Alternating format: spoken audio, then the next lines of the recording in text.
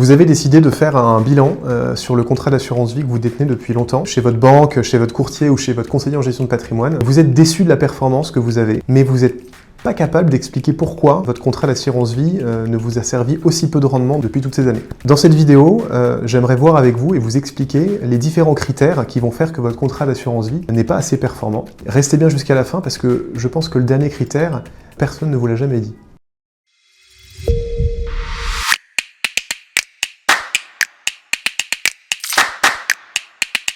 Le critère numéro 1, et c'est assez évident, c'est tous les frais et les coûts que vous allez avoir sur le contrat. Ceux que vous voyez et ceux que vous voyez moins, parce que effectivement, dans beaucoup de contrats, il y a des frais qui sont assez peu affichés, ou en tout cas qui sont peu expliqués quand on vous le vend. Évidemment, tous les frais que vous payez, ça va venir impacter la performance. Vous pouvez avoir un contrat qui est très performant, mais si à côté de ça, vous avez beaucoup de frais associés, eh bien forcément, au final, le rendement attendu ne sera pas aussi bon que celui que vous avez espéré. Les frais sur un contrat d'assurance vie, en fait, ils vont se décomposer en deux parties. Il y a une partie qui va vous être pris en fait tous les ans de manière régulière sur la globalité du contrat pour la gestion, et une autre partie qui va être beaucoup plus transactionnelle à chaque fois que vous allez faire une opération sur le contrat. La première partie, on va retrouver en fait une décomposition entre les frais qui vont être pris par la compagnie d'assurance, qui peut être l'assureur de la banque ou un autre assureur, qui va assurer le contrat. Ces frais, ils sont en général entre 0,3% et 0,6%. Ça va dépendre de l'assureur et ça vous est pris chaque année sur la globalité du contrat.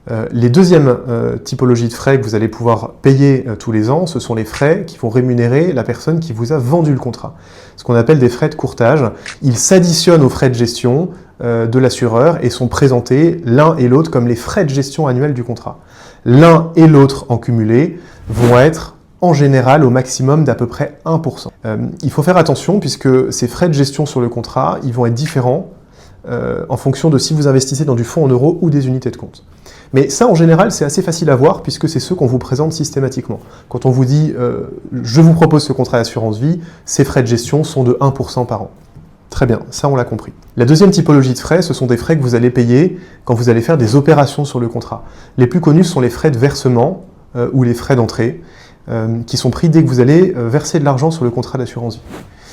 Ces frais, ils peuvent aller jusqu'à 5%. En pratique, ils étaient assez courants à l'époque. Aujourd'hui, c'est beaucoup moins le cas. Si vous allez voir quelqu'un qui vous propose un contrat d'assurance vie avec des frais, eh ben, en fait, dites-vous qu'il fait partie des gens qui vous le proposent, mais dans la globalité du marché, c'est encore assez rare. Ces frais, ils sont quasiment systématiquement négociables, à 100%. Donc si quelqu'un vous propose 5%, vous pouvez tomber à 0. Et ça, c'est hyper important de le savoir parce que c'est un axe que vous avez pour la négo. Les premiers frais qu'on a évoqués avant, ils sont très peu négociables, quoique ça peut l'être quand même un petit peu, mais les frais d'entrée, ils le sont quasiment systématiquement. Donc faites très attention à ça parce que c'est déjà un point qui peut vous permettre d'augmenter votre performance. La deuxième typologie de frais qui seront pris sur des transactions, c'est quand vous allez pouvoir faire des opérations d'achat, de vente ou de changement de produits d'investissement dans le contrat, ce qu'on appelle des arbitrages. Ces frais-là, la plupart des contrats n'en proposent pas, mais certains en ont encore. Ils peuvent être soit fixes en euros, soit en pourcentage. C'est aussi des frais qui vont évidemment baisser la performance, puisque si vous avez une gestion qui a l'habitude de faire des allers-retours réguliers, eh bien à chaque fois il y aura des coûts, et donc forcément, encore une fois, ça va baisser la performance. Les derniers frais qui peuvent être pris sur des opérations sur le contrat sont des frais de sortie, des frais de rachat. Alors aujourd'hui, je vous rassure, ça n'existe quasiment pas. Si vous voulez faire un rachat en capital sur le contrat, c'est quasiment impossible en fait d'avoir des frais de rachat. Certains vieux contrats bancaires en proposent, mais dans la plupart des cas, ça n'existe plus. Cependant, si vous choisissez de sortir sous forme de rente, ce qui est possible en fait sur les contrats d'assurance vie, vous pouvez trouver des frais, mais je vous rassure, la plupart des gens ne le font pas. Donc vous l'aurez compris, tous ces frais-là, ils sont très nombreux, ils sont plus ou moins visibles. En principe, vous pouvez les retrouver et vous êtes obligé de les retrouver dans les propositions commerciales qu'on vous a faites, donc n'hésitez pas à les garder de côté. Comme ça, quand vous allez vous y replonger, vous pourrez retrouver ces informations. Aujourd'hui, on a des intelligences artificielles qui sont très sympas et qui nous permettent de décrypter ces documents qui sont un peu illisibles, donc n'hésitez pas à les utiliser aussi. Mais le plus simple, si vous voulez, c'est de faire appel à un professionnel qui pourra les auditer pour vous, les analyser et vous dire avec certitude combien vous payez. Vous êtes de plus en plus nombreux à regarder nos vidéos sans être abonnés.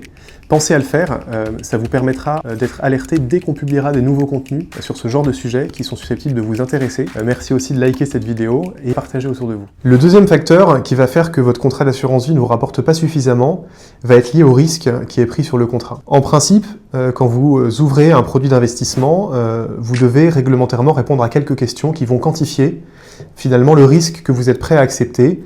Et ces questions-là vont dépendre de votre expérience en tant qu'investisseur, de vos connaissances, et globalement de ce que vous voulez attendre en termes d'investissement. Très souvent, ce seul questionnaire va conditionner l'allocation qu'on va vous proposer et donc le risque qui va être pris. Mais en fait, à nos yeux, il n'est pas du tout suffisant puisque le risque, il doit évidemment correspondre à votre profil, mais il doit aussi correspondre à l'horizon d'investissement que vous avez sur ce contrat. Si votre horizon d'investissement il est court et que votre contrat d'assurance vie, vous l'avez fait par exemple pour financer un projet d'acquisition de maison dans un an ou deux, même si vous êtes prêt à prendre beaucoup de risques parce que votre profil l'autorise, il n'y a aucun intérêt à en prendre et ce serait même contre-productif, il vaut mieux rester sur quelque chose de prudent. Par contre, et ça c'est ce qu'on voit très souvent, vous avez un profil prudent parce que vous n'avez pas beaucoup de connaissances, mais votre contrat d'assurance vie, vous l'avez ouvert pour investir sur une durée très longue, peut-être même pour transmettre à vos enfants. Et bien dans ces cas-là, il y a un intérêt à prendre du risque. Et ce risque-là, il ne sera pas forcément synonyme d'avoir un accident puisque vous allez investir sur une durée longue. Si vous êtes efficace dans le choix des placements, vous pouvez prendre du risque et ça va faire augmenter votre rendement sans même que vous ayez fait n'importe quoi en termes d'allocation d'actifs. Donc cette notion de profil de risque, elle est absolument déterminante et un audit vous permettra de quantifier le risque qui est pris aujourd'hui sur votre contrat et de voir s'il est adapté à ce que vous destinez en fait finalement comme horizon sur ce contrat-là et à votre profil à vous. Le troisième destructeur de performance sur le contrat d'assurance vie, ça va être assez simplement les produits d'investissement dans lesquels vous avez placé votre argent à l'intérieur de ce contrat. Ces produits d'investissement, ils peuvent être plus ou moins performants. Le critère en fait qui va faire qu'ils sont plus ou moins performants va dépendre de ceux qui les gèrent. Quand vous êtes en général sur une gestion on va dire pilotée ou des contrats qui sont proposés par vos banques, vous allez avoir assez peu de choix et la banque va vous orienter naturellement vers des fonds qui sont des produits maison. Et ces produits maison sont malheureusement loin d'être les meilleurs qui existent parmi la catégorie qu'ils représentent sur le marché. Donc ça, c'est un premier critère. Si vous avez décidé d'investir dans des actions internationales, par exemple, à l'intérieur de votre contrat d'assurance vie, eh bien sachez que dans les actions internationales, vous avez des fonds qui sont très performants et des fonds qui le sont moins. Mais si vous avez moins le choix, eh bien naturellement, vous allez peut-être vous retrouver exposé aux produits qui performent le moins et qui sont gérés par les personnes qui sont les moins compétentes. Donc c'est un critère qui est important. Le principe des produits maison va réduire en fait le choix que vous avez et donc vous orienter naturellement, en tout cas vous couper des possibilités d'aller vers les meilleurs gérants. Au même titre, si vous choisissez d'investir sur un horizon long, eh bien, il va y avoir la différence entre la gestion passive et la gestion active. La gestion passive, c'est ce qu'on appelle des gestions indicielles via des ETF, surperforme dans la plupart du temps la gestion active. Pour des raisons simples, c'est que la gestion passive coûte moins cher et donc elle surperforme de cet écart de frais la gestion active historiquement. En général, quand vous avez souscrit un contrat d'assurance vie avec un intermédiaire, cet intermédiaire, il est aussi rémunéré sur les produits sous-jacents. Donc les fonds que vous avez à l'intérieur du contrat.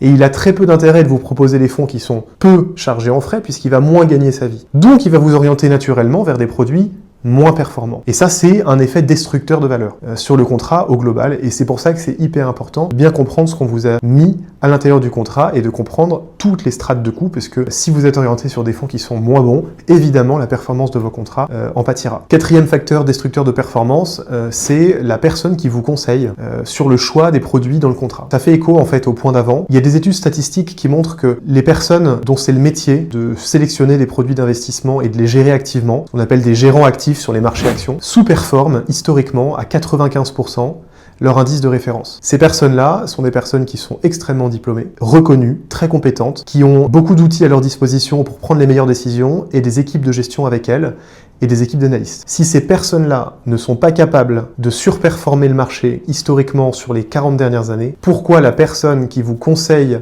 d'investir au sein d'un contrat dans tel ou tel produit, serait elle capable de le faire. Mon point, c'est que dès que vous allez avoir en fait un intermédiaire qui va vous proposer ses convictions, de choisir un produit, de changer un produit par rapport à un autre, eh bien cette personne est humaine. Même si elle peut avoir des qualités, elle a aussi de grandes chances de se tromper et statistiquement, elle se trompera principalement. Donc ça peut être un effet destructeur de valeur. On a chez Sapiens beaucoup de nos clients qui sont aussi clients de certaines banques. On constate que dans la plupart du temps, quand des personnes gèrent pour elles leur portefeuille, eh bien les choix qui sont faits sont souvent faits au moins bon timing. Enfin, ça induit en fait un effet destructeur sur la performance du contrat, donc il faut faire très attention à ça. Cinquième facteur, c'est le manque de suivi globalement de vos positions sur le contrat. C'est un facteur qui est à tempérer puisque d'un côté, ne rien faire sur ces investissements, si on a un horizon très long et qu'on a bien choisi ses fonds au départ, ça peut justement vous aider à performer, puisqu'on va s'éviter justement de prendre des mauvaises décisions au mauvais moment. Mais à l'inverse, il est possible que dans certains cas de figure, vous ayez au départ investi dans des fonds qui ne soient pas forcément terribles, et que ces fonds se retrouvent sur une durée relativement longue, soumis à des aléas économiques, boursiers, qui font qu'ils sous-performent, et il y a très peu d'intérêt de les garder en portefeuille. Le fait d'avoir quand même un suivi minimum de ce que vous avez, c'est extrêmement important pour éviter justement cet effet destructeur. Vous pouvez avoir un portefeuille qui est composé à 90% d'actifs très bien choisis, très bien suivis, qui performent globalement bien, mais 10% du portefeuille qui fonctionne très mal et étant plus à risque que d'autres, par exemple, ils vont tirer la performance globale du portefeuille vers le bas. Un suivi au moins une fois par an est conseillé pour pouvoir justement vous assurer que vous n'ayez pas dans votre allocation d'actifs des vilains petits canards qui n'auraient plus l'intérêt à y être et qui vont finalement contribuer à la sous-performance de votre contrat d'assurance vie. Enfin, le dernier destructeur de valeur de votre portefeuille sur le contrat d'assurance vie, c'est vous, en tant qu'investisseur. Le plus grand destructeur de valeur, c'est l'investisseur lui-même. Pas parce que c'est forcément un mauvais gérant, mais parce que on est humain, et quand on est humain, on est évidemment soumis à des effets psychologiques importants. On entend beaucoup de choses autour de nous. Les médias véhiculent des informations systématiquement anxiogènes. Tous les ans, on a l'impression que le contexte économique est de pire en pire, que les marchés sont au plus haut, que tout va se casser la figure, qu'on va rentrer dans une crise économique. Et systématiquement, on a des amis qui vont nous dire que ils ont fait telle ou telle opération. Tout ça va nous entraîner et conditionner notre cerveau à prendre des décisions hâtives. Toutes ces décisions, dans la plupart des cas, vont se retrouver néfastes, vont avoir un effet néfaste sur la performance du portefeuille. On va essayer de timer le marché pour rentrer au meilleur moment. On va vouloir rester en dehors du marché parce qu'il est trop haut, mais en fait on va louper des opportunités. C'est quasiment systématique que tout ce qu'on va vouloir faire en tant qu'investisseur sur notre portefeuille va se retrouver au final par avoir un effet négatif sur le portefeuille. Alors il y a certaines personnes qui vont très bien s'en sortir, mais dans la globalité, je vous assure, c'est pas forcément bénéfique. Le mieux, en fait, c'est de faire attention au départ à bien choisir son contrat, à choisir une allocation d'actifs qui est adaptée à nos objectifs. Éventuellement la faire évoluer quand nos objectifs changent. Bien choisir ses fonds et ensuite on s'y tient. Avec une revue de temps en temps du portefeuille, on essaye d'éviter de le regarder quotidiennement, surtout si on est soumis à des stress et que ça nous angoisse, et on tient le portefeuille sur la durée la plus longue. C'est ce qui évitera justement d'avoir cet aspect absolument destructeur. Enfin, comment pouvez-vous voir si dans votre situation, votre contrat d'assurance vie est de bonne qualité ou pas? Pourquoi est-ce qu'il a sous-performé?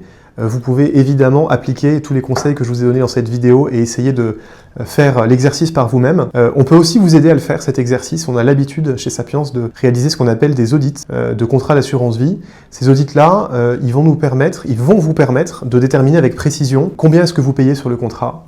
Est-ce que ces frais sont justifiés ou non? Est-ce que les fonds que vous avez à l'intérieur sont adaptés à votre objectif d'investissement? Est-ce qu'ils sont adaptés à la durée d'investissement que vous avez? Est-ce que ce sont des fonds de bonne qualité? Est-ce qu'il faut les retravailler, cette allocation? Est-ce que le contrat en lui-même est de bonne facture ou pas? Est-ce que la clause bénéficiaire que vous avez choisie est adaptée aussi à votre situation patrimoniale? Tous ces éléments-là, on va pouvoir vous les détailler et vous les restituer dans un audit. Donc, le plus simple, c'est de prendre rendez-vous avec l'un de nos family officers, et vous aurez un lien juste en dessous de cette vidéo, et on sera ravis justement de pouvoir faire cet exercice avec vous. Si vous appréciez ce contenu, vous pouvez liker la vidéo pour soutenir la chaîne. Vous pouvez aussi la partager autour de vous si vous avez des amis qui s'interrogent sur la performance de leur contrat d'assurance vie. On a aussi abordé beaucoup de sujets ici. On a parlé de fonds d'investissement, de stratégie. On n'a pas forcément eu l'occasion de rentrer dans les détails de quoi mettre dans un contrat d'assurance vie en fonction des horizons, par exemple. Si c'est quelque chose qui vous intéresse, n'hésitez pas à l'indiquer en commentaire de cette vidéo et on sera ravis de pouvoir travailler ce sujet et en faire un nouveau contenu.